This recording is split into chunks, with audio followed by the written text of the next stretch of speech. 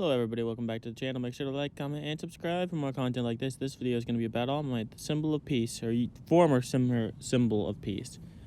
He became a hero to be a pillar for people to rely on, to be a hero, just that saves people with a smile, just like his master told him, which his master's quirk was float, which is a pretty interesting, it's an alright quirk.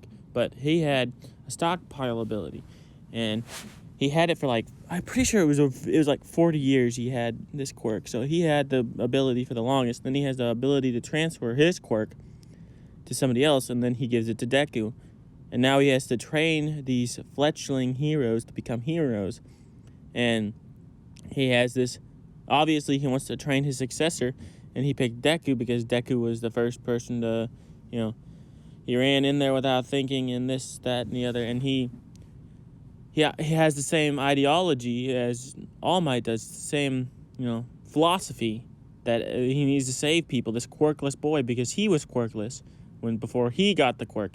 But he was also, ungodly proficient at using the quirk, which kind of makes no sense, but I guess it was weaker when he got it than when Deku had it. Deku had it, and it was, ungodly powerful, and All Might was more of a built guy than Deku was, Izuku Midoriya.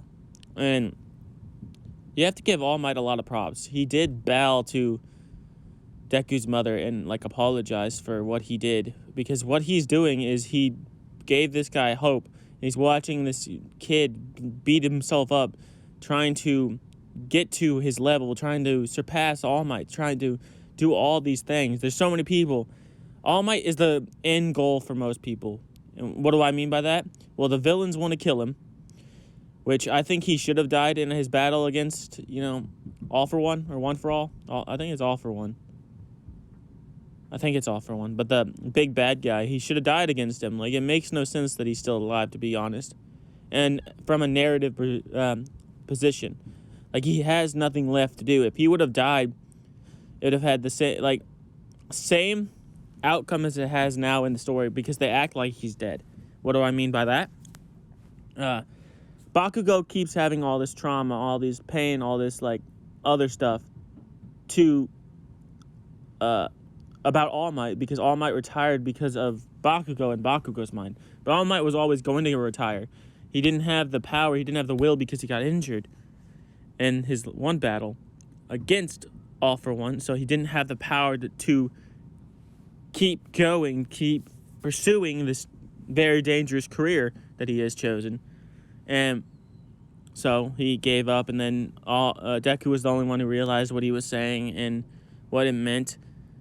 And we all know that All Might is pretty powerful. And he's a really likable guy. He always says stuff. He had Sir Night-Eye as his apprentice for a while,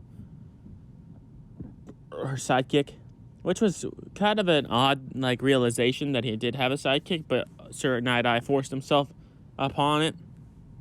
So, and we all gotta realize that All Might he held up Japan. They mentioned this several times.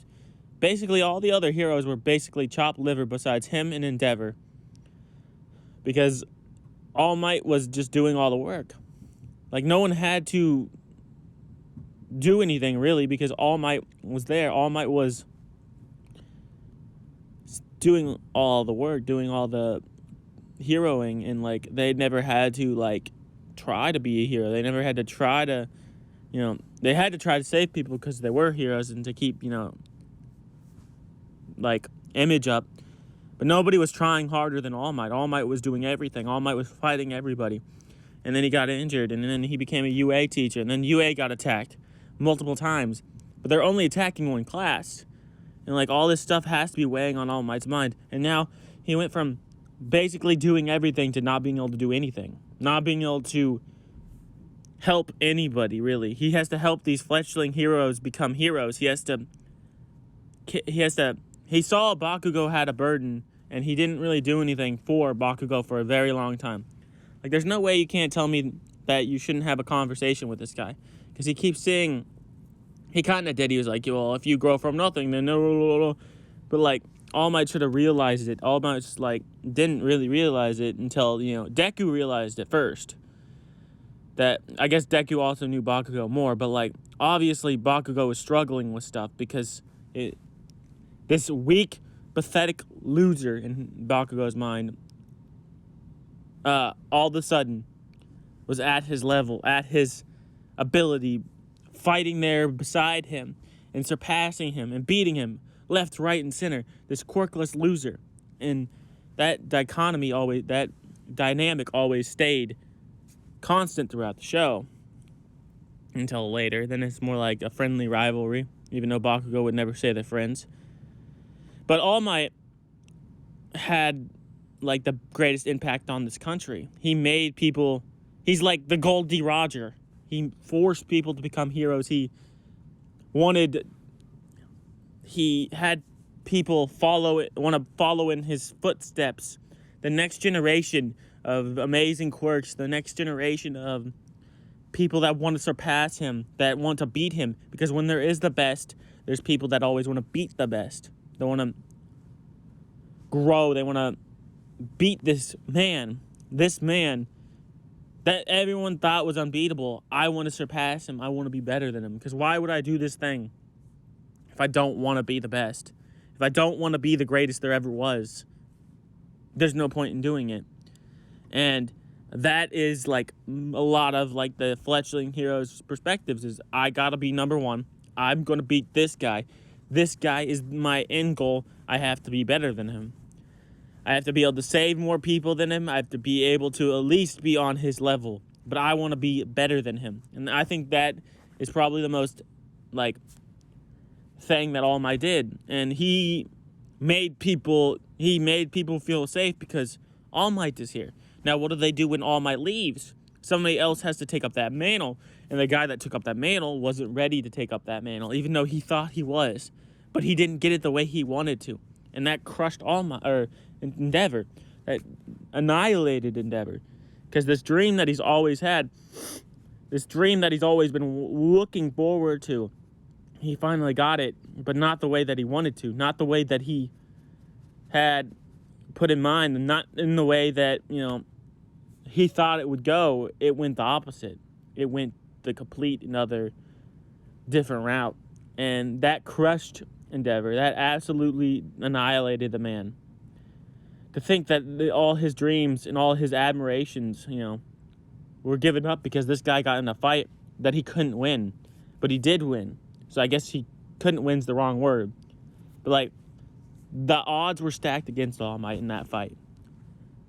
Yes, they were both injured, but like, All Might had no strength left, and he used every last bit of the power to beat this man. And he used every last bit of his will, of his, what he wanted the world to be. He used all his power in one punch to beat this guy. And he lost everything, in my opinion. He lost his ability to be hero, but he also gave that up when he met Deku. And also, knowing that his former master, his former mentor, his former teacher, son, is bringing in the new era of chaos, the new era of villainy, has to weigh on him.